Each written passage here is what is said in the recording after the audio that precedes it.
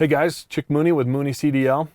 Over the years, I've ran some goofy hours and I've dealt with some fatigue. And I've noticed over the years, I've kind of found a pattern, just some of the ways that I've dealing with fatigue. First and foremost is the day before. I want to make sure I get good sleep.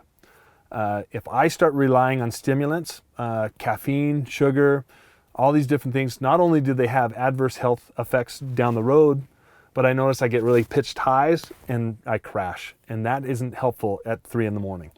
So some of the things that I've been doing consistently is, again, some good sleep the night before, but then I've got some of the things, I'm a nibbler and a cruncher, and if I've got something crunched, now my dentist stopped me from eating sunflower seeds, but sunflower seeds were always my go-to, but the 2 front teeth that I used to de-shell that seed started wearing my teeth out.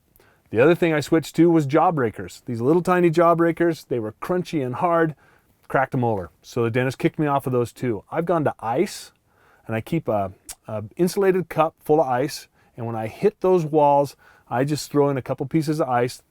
Now the cold, as well as the crunch, and my teeth haven't complained yet. Also, things to keep your mind entertained.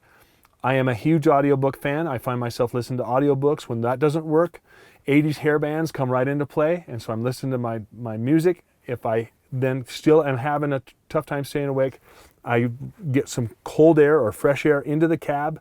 If that still doesn't work, you know what I do? I pull over and I take a 15-minute nap.